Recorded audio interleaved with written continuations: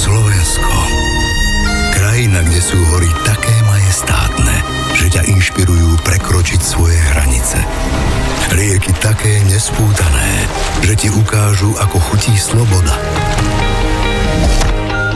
Jaskyne také unikátne, že ťa vtiahnu do iného sveta. Pramene také liečivé, že pocítiš radosť zo života. Folklór taký hravý, že začneš skákať ešte pred refrénom. Lesy také pokojné, že si oddychnú aj tvoje myšlienky. Ľudia takí otvorení, že sa pri stole plnom dobrôt cítia